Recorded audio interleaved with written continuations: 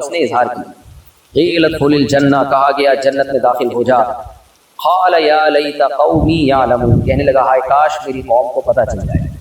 بما غفر لی ربی، کیسے میرے رب نے میری مغفرت کی. وجعلنی من المکرمین، اور کیسے عزت دار لوگوں میں اس نے مجھے بنایا.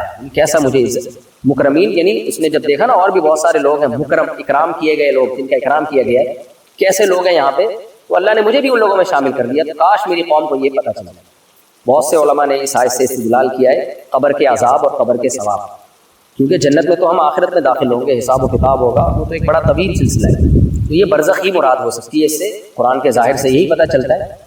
تو یہاں جنت سے وہ والی جنت مراد نہیں ہے جو میدان حشر کے بعد ملے گی، بلکہ وہ جنت مراد ہے جو برزخ میں، کہ جیسے فرعون کے بارے میں آتا ہے نا کہ جب اس کو غرق کیا گیا تو آگ میں داخل کیا گیا. یعرضون علیہا غدوا وعشیا، سورہ مومن میں ہے کہ صبح اور شام اس کو آگ پہ جلایا جاتا ہے.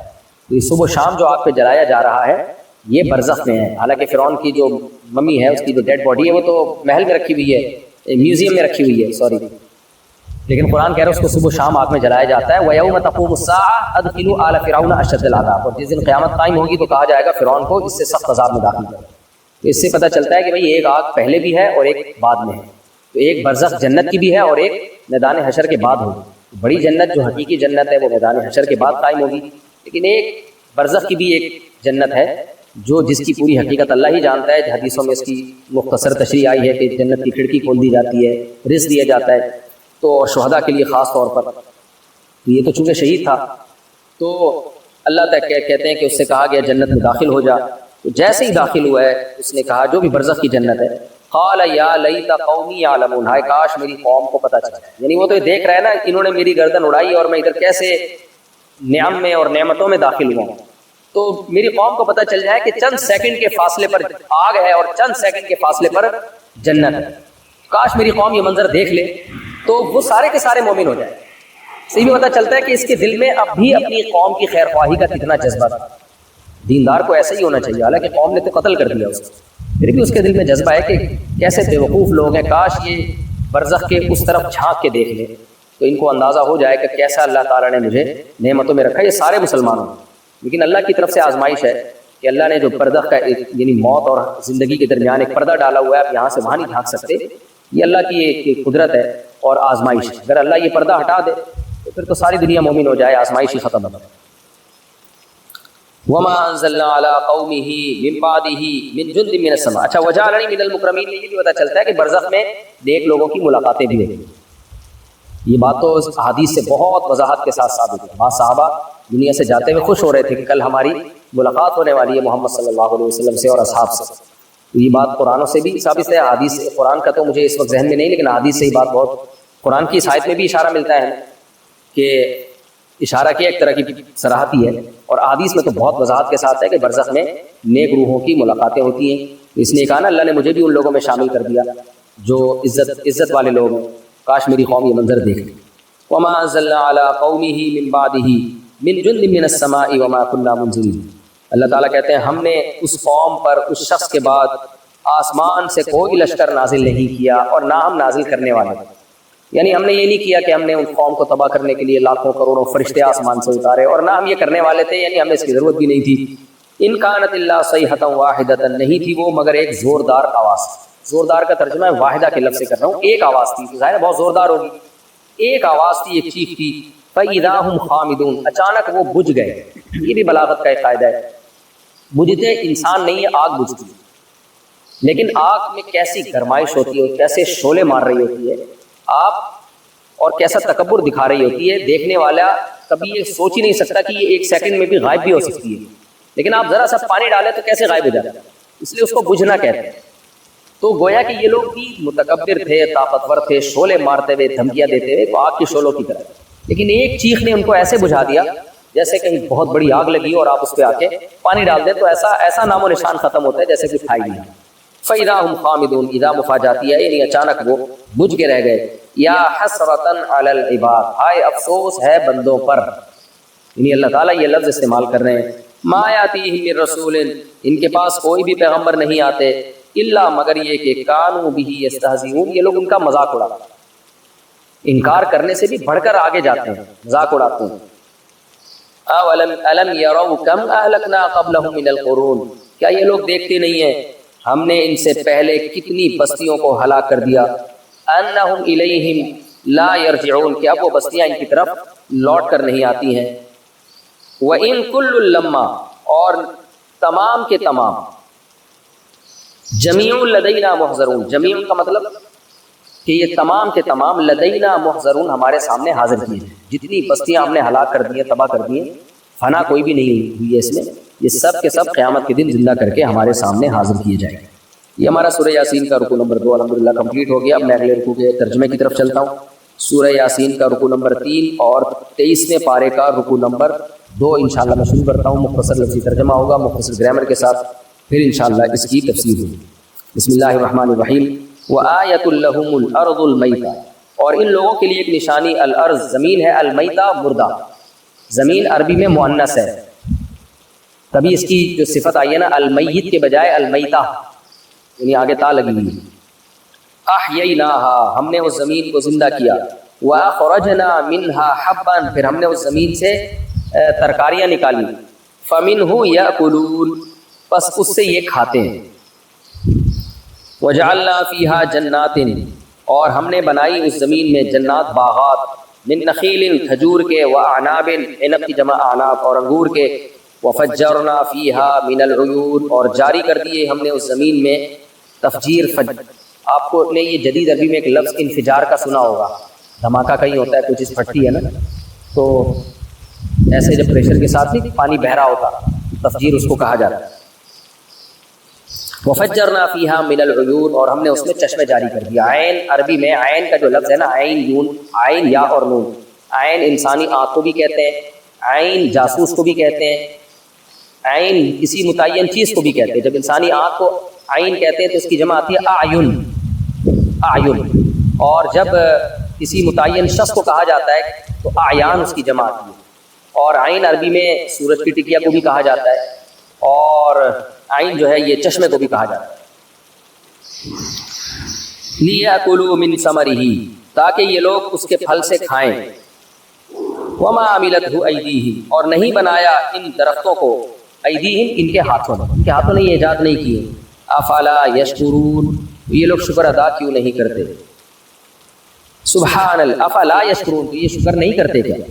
سبحان الذی، پاک ہے وہ ذات، خلق الازواج کلھا، جس نے تمام جوڑے پیدا کیے۔ زوج پیر کو کہتے ہیں، مرد کے مقابلے میں عورت کو زوج، اور عورت کے مقابلے میں شوہر کو زوج، نر کے مقابلے میں مادہ کو زوج، اور مادہ کے مقابلے میں نر کو زوج کہا جائے۔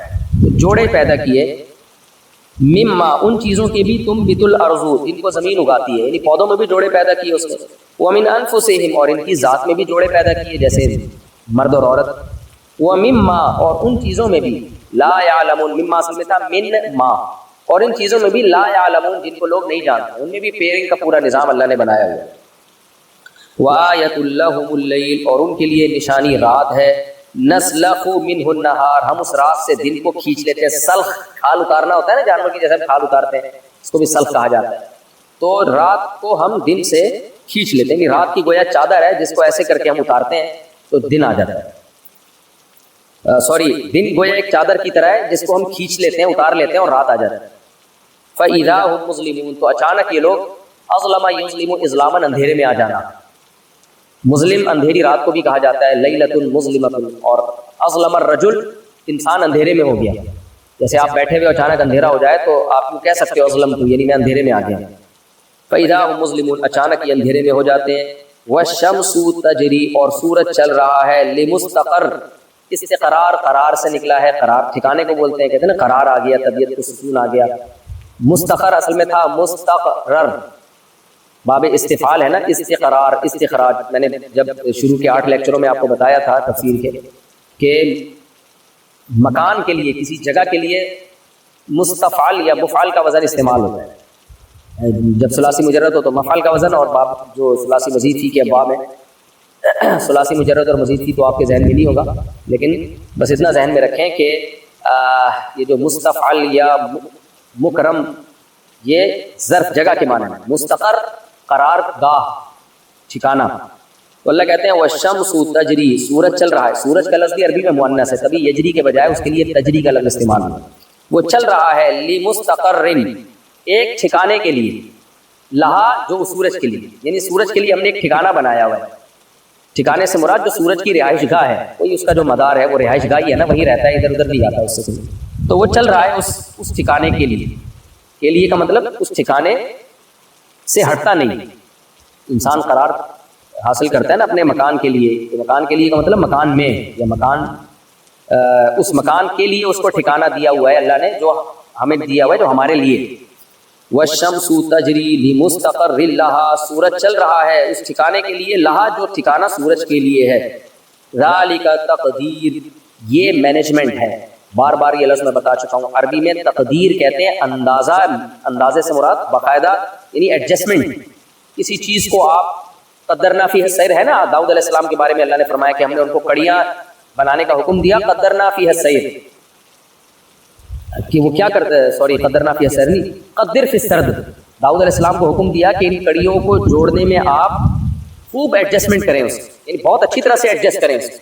تو تقدیر کا معنی کسی چیز کو بہترین طریقے سے ایڈجسٹ کرنا، مینجمنٹ کے ساتھ، یعنی اس میں کوئی اس کو مینیج کرنا، تو ان تمام معنوں میں، جس کو عربی میں اردو میں نظم کہا جاتا ہے، کہ ایک نظم کے ساتھ کوئی کام کرنا، یعنی ایسے نہیں ہو رہا کہ کوئی مینجمنٹ ہی نہیں ہے، بس اوٹ پٹانگ طریقے سے کائنات چل رہی ہے۔ تو ذالک تقدیر، یہ مینجمنٹ ہے، العزیز زبردست، غالب کی، العلیم جو جاننے والا۔ تفسیر میں پھر انشاءاللہ مزید اس کی ڈیٹیل بتاؤں گا، یعنی یہ سورج کا جو چلنا ہے یہ مینجمنٹ ہے ایک ایسے بادشاہ کی طرف سے جو زبردست غالب بھی ہے اور علم بھی رکھتا ہے۔ والقمر قدرناہ، اور چاند قدرناہ، ہم نے، دیکھیں یہاں بھی قدرنا کا لفظ آیا نا، قدر یقدر تقدیرا، اس کی بھی ہم نے، اس کو بھی ایک مینجمنٹ کے تحت لے کر آئے، یعنی اس کا بھی ہم نے ایک اندازہ ٹھہرایا ہے باقاعدہ، منازل، منزلوں کے اعتبار سے، منزلوں کا مطلب جیسے 29 یا 30 منزلیں ہوتی ہیں نا چاند کی، ایسی موومنٹ اس کی رکھی ہے کہ ہر موومنٹ میں ایک الگ رزلٹ ہمارے سامنے آ رہا ہو، اس کو اللہ نے قدرناہ منازل سے تعبیر کیا کہ ہم نے اس کے اندازہ ٹھہرایا ایک منزلوں کے اعتبار سے، حتیٰ اس اندازے کا نتیجہ یہ نکلتا ہے کہ حتیٰ عادہ، کہ وہ لوٹ آتا ہے، کل عرجون، عرجون کہتے ہیں کھجور کی ٹہنی، القدیم پرانی ٹہنی، کھجور کی ٹہنی سوکھ کر بالکل باریک سی ہو جاتی ہے، یعنی وہ لوٹ آتا ہے، یعنی اپنی منزلیں طے کرتے کرتے کرتے وہ لوٹ آتا ہے کل عرجون القدیم، کھجور کی پرانی خشک ٹہنی کی طرح بالکل باریک سا ہو جاتا ہے، جس کو پہلی کا چاند کہا جاتا ہے۔ تو ایسی موومنٹ اس کی رکھی ہے کہ وہ ہمیں یعنی ایسا لگتا ہے کہ یعنی ایسے چاند کی، سورج کی روشنیاں اس کے اوپر پڑتی ہیں چاند کے اوپر، کہ اس موومنٹ کی وجہ سے ہمیں وہ بڑھتے بڑھتے بڑھتے بڑھتے پورا 14ویں کا چاند، پھر گھٹتے گھٹتے گھٹتے گھٹتے ایسا سوکھا کھجور کی ٹہنی کی طرح ہمیں دیکھنے میں نظر آتا ہے۔ یہ بھی اللہ کی طرف سے ایک مینجمنٹ ہے۔ للشمس ینبغی لہا، نہ سورج ایسا ہے کہ اس کے لیے مناسب ہے، ان تدرک القمر، کہ وہ چاند کو جا پکڑے، ادراک کہتے ہیں جا پکڑنا، ولا اللیل، اور نہ رات ایک ایسی چیز ہے، سابق النہار، جو دن پر سبقت کرنے والی ہے، وکل، اور یہ سب کے سب، چاہے سورج ہو یا چاند ہو یا جو بھی ہو، جو اس طرح کلن کا لفظ بتا رہا ہے کہ اس طرح کے جتنے بھی اجرام ہیں، سورج و چاند کی طرح کے ستارے ہوں، سیارے ہوں، فی فلکن، ایک دائرے میں، یسبحون، تیر رہے ہیں، سباحت کا لفظ مشہور ہے عربی میں نا، تیرنے کو کہتے ہیں، یہ سب ایک دائرے میں تیرتے ہوئے جا رہے ہیں۔ وآیۃ لہم، اور ان کے لیے ایک نشانی، انا حملنا، انا اصل میں اننا، کہ ہم نے اٹھایا، حمل اٹھانے کو کہتے ہیں، ذریتہم، ان کی ذریت کو، یعنی انسانوں کی ذریت کو، فی الفلک، ایک کشتی میں، المشحون، جو بھری ہوئی تھی، بھری ہوئی کشتی میں ہم نے ان کو اٹھایا، نوح علیہ السلام کی کشتی مراد ہے اس سے، فی الفلک المشحون، وخلقنا لهم من مثلہ، اور بنایا ہم نے ان کے لیے، من مثلہ، اسی کشتی جیسی، ما، وہ چیزیں، یرکبون، جس میں یہ سوار ہوتے ہیں، رکیب یرکبو، سوار ہوتے ہیں، اور بھی ہم نے انسانوں کے لیے کشتیاں اور جہاز پیدا کیے جس میں سوار ہوتے ہیں، وَإِن نَشَأْ نُغْرِقْهُمْ، اور اگر ہم چاہیں، نُغْرِقْهُمْ، اغرق یغرق، اغراقا، غرق کر دینا، ہم چاہیں تو ان کو غرق کر دیں، فلا صریخ لهم، صریخ کہتے ہیں فریاد رسی، کوئی فریاد رسی ان کی نہ ہو، اصل میں تو چیخ کو بولتے ہیں، وہ چیخ جس کے جواب میں آگے رسپانس ملے نا، تو یعنی وہ چیخ جس کے جواب پکارتے ہیں اور آگے سے رسپانس ملے، تو اس کو کہا جاتا ہے صریخ، فلا صریخ لهم، تو کوئی فریاد رسی نہ ہو ان کی، ولا هم ينقذون، اور نہ ان کو بچایا جائے، الا رحمتا منا، مگر ہماری رحمت ہے، کہ ایسا نہیں ہوتا. ومتاعا الی حین، اور ایک وقت تک کے لیے ان کو فائدہ پہنچانا ہے جس کی وجہ سے ہم ان کو غرق نہیں کرتے. وَإِذَا قِيلَ لَهُمُ اتَّقُوا مَا بَيْنَ أَيْدِيكُمْ وَمَا خَلْفَكُمْ لَعَلَّكُمْ تُرْحَمُونَ، اور جب ان سے کہا جاتا ہے ڈرو ما بین ایدیکم، ان اعمال سے جو تم آگے بھیج چکے ہو یعنی ماضی میں کر چکے ہو، وما خلفکم، اور ان چیزوں سے بھی ڈرو جو تمہارے بعد آنے والی ہیں. تفصیل میں انشاءاللہ اس کی ڈیٹیل بتاؤں گا میں. لعلکم ترحمون، تاکہ تم پر رحم کیا جائے. وما تأتیہم من آیۃ من آیات ربہم، اور نہیں آتی ان کے پاس اپنے رب کی نشانیوں میں سے کوئی نشانی، الا کانوا عنہا معرضین، مگر یہ اس سے اعراض کرتے ہیں. وَإِذَا قِيلَ لَهُمْ أَنفِقُوا مِمَّا رَزَقَكُمُ اللَّهُ، جب ان سے کہا جاتا ہے خرچ کرو اس رزق میں سے جو اللہ نے تمہیں دیا. قال الذین کفروا، تو کافر کہتے ہیں للذین آمنوا، لوگوں سے جو ایمان لائے ان سے کیا کہتے ہیں؟ نطعم طعام سے، اطعم یطعم، اطعام کا معنی کھلانا، کیا ہم کھلائیں؟ من، ان لوگوں کو، لو یشاء اللہ اطعما، کہ اگر اللہ چاہتا اطعمہ، ان کو خود ہی کھلا دیتا اللہ تعالیٰ. ان انتم الا فی ضلال مبین، نہیں ہو تم مگر کھلی ہوئی گمراہی میں. یعنی ہمیں مشورہ دے رہے ہو غریبوں کو کھلاؤ تو اللہ خود کیوں نہیں کھلا دیتا. وَيَقُولُونَ مَتَىٰ هَٰذَا الْوَعْدُ إِن كُنتُمْ صَادِقِينَ، اور یہ کہتے ہیں کہ کب یہ وعدہ ہوگا، یعنی قیامت کا کب آئے گی. إِن كُنتُمْ صَادِقِينَ، اگر تم سچے ہو. مَا يَنظُرُونَ إِلَّا صَيْحَةً وَاحِدَةً، اللہ کہتے ہیں یہ نہیں دیکھ رہے مگر ایک زوردار آواز کا انتظار کر رہے ہیں. تَأْخُذُهُمْ، جو ان کو پکڑ لے گی. وَهُمْ يَخِصِّمُونَ، يَخِصِّمُونَ اصل میں تھا يَخْتَصِمُونَ، قسم کہتے ہیں نا جو لڑائی جھگڑا کرنے والا ہوتا ہے، مخاصمہ، خصومت، یہ لفظ آپ نے سنے ہوں گے اردو میں بھی. تو يَخِصِّمُونَ يَخْتَصِمُونَ، کہ وہم یخصمون، اور یہ جھگڑ ہی رہے ہوں گے کہ قیامت آئے گی کہ نہیں آئے گی، اسی میں جھگڑ رہے ہوں گے اور اچانک پکڑ لے گی. فلا یستطیعون توصیۃ، پس یہ استطاعت نہیں رکھیں گے کسی وصیت کی. اوصا یوصی، احسان کا معنی بھی وصیت کرنا، وصا یوصی توصیۃ، باب تفعیل سے بھی اس کا معنی بھی وصیت کرنا. ولا الی اہلہم یرجعون، اور نہ اپنے اہل کی طرف یہ لوٹیں گے. اتنی بھی مہلت نہیں ملے گی. یہ سورہ یاسین کا دوسرا رکوع اور 23ویں پارے کا رکوع نمبر 2. الحمدللہ اس کا لفظی ترجمہ مکمل ہو چکا گرامر کے ساتھ. اگلے ایپیسوڈ میں انشاءاللہ میں سورہ یاسین کا رکوع نمبر 2 اور 23ویں پارے کا رکوع نمبر 3، سورہ یاسین کا رکوع نمبر 3 اور 23ویں پارے کا رکوع نمبر 2 انشاءاللہ اس کی میں تفسیر اسٹارٹ کروں گا. اللہ تعالیٰ سمجھنے کی، عمل کی توفیق عطا فرمائے. بھائی اگر ایک آدمی لین دین میں صحیح نہیں تو اتنا بتا دو لین دین میں صحیح نہیں، پورا ہی کچا چکا کھول کے رکھ دیتے ہیں ہر چیز. میں سمجھتا ہوں اس زمانے میں سب سے مشکل کوئی گناہ ہے نا جس سے بچا جائے، جس سے بچنا سب سے مشکل ہے، وہ شاید غیبت ہے. 4 آدمیوں کا نوالا حلق میں اس وقت تک اترتا نہیں ہے جب تک 5ویں کی برائی بولو نہ.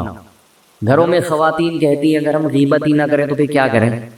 سارا دن ہم بھائی باتیں کرنے کے لیے یہی ہوتا ہے، فلانی نے یہ کر دیا، ڈمکانی نے یہ کر دیا، تیری ماں یہ کر دی، تیرا ماموں ایسا ہے، تیرا چاچا ایسا ہے، تیرا. بھائی آپ سارا دن غیبتیں کر کے ٹائم پاس کر رہے ہو تو اچھائیاں کر کے بھی تو ٹائم پاس ہو سکتا ہے نا. فلاں کے بارے میں اگر کچھ برائی ہے تو کچھ اچھائی بھی ہوگی، وہ اچھائی کر کے ٹائم پاس کر لو. دنیا میں کیا اچھے لوگ مارکیٹ سے شارٹ ہو گئے ہیں؟ بولو نا کیا ہو گیا. اور اس زمانے میں یہ بات کرنا کہ غیبت کے بغیر ٹائم نہیں گزرتا تو یہ تو ویسے ہی فضول ہے. اس زمانے میں تو اتنے کرنے کے کام ہیں کہ آپ وہ کریں گے تو آپ کے پاس ٹائم بچے گا ہی نہیں. بار بار اس لیے تو کہتا ہوں گھر میں مرغیاں پال لو، ان کے انڈے چیک کیا کرو روزانہ، کوئی انڈا کوا تو نہیں کھا گیا. اس سے کم از کم غیبت سے تو بچے رہو گے نا، غیبت سے تو بچے رہو گے. کچھ کرنے کے دیکھو خوب سمجھ لو.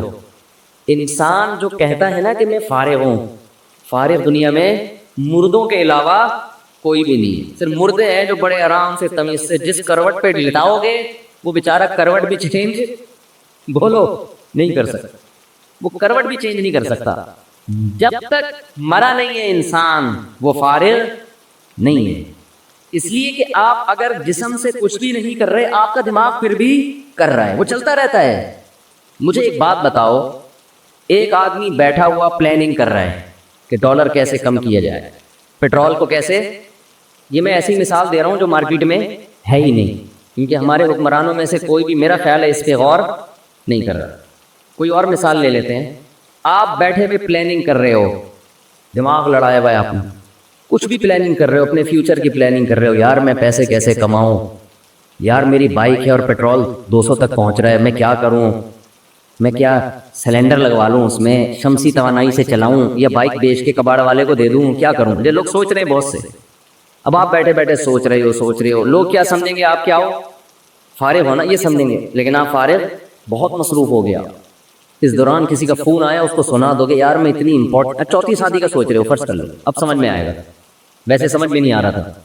سوچ رہے ہو یار دوسری شادی کا سوچ رہے ہو آپ، بیٹھے یار کیسے کریں، مفتی صاحب کے اتنے بیانات سن لیے لیکن ہمت نہیں ہو رہی یار، گھر میں جب بات کرو ایک عذاب کھڑا ہو جاتا ہے، بچے باغی ہو جاتے ہیں، انتہائی امپورٹنٹ میٹر پہ آپ سوچ رہے تھے، اچانک کوئی آ گیا، اور وسیم بھائی السلام، آپ کو غصہ آئے گا نا، ابے میں مصروف آدمی ہوں یار، ابھی میں نتیجے تک پہنچنے ہی والا تھا اور تو نے سارا میرا پلان برباد کر دیا، یا ہو گئی اب نبھانا کیسے، اس پہ غور کر رہے ہو، پھڈے ہو رہے ہیں، گھر سے بھاگے ہوئے ہو، موسٹ وانٹڈ بنے ہوئے ہو، سسرال تھانے گیا ہوا ہے، کیس کر رہے کورٹ میں، آپ بیٹھے ہوئے ہو، لوگ سمجھیں گے فارغ ہو، لیکن آپ فارغ نہیں ہوں گے، کیونکہ دماغ آپ کا، بلکہ آپ مصروف ترین آدمی ہوں گے اس وقت، انتہائی مصروف۔ تو خوب سمجھ لیں انسان کبھی بھی فارغ نہیں ہوتا، جو سوچ رہا ہے نا وہ فارغ نہیں ہے۔ اب مسئلہ یہ ہے کہ اگر آپ کام کی چیز نہیں سوچتے تو بیکار چیزیں آپ کا دماغ سوچنا شروع کر دیتا ہے، اس کو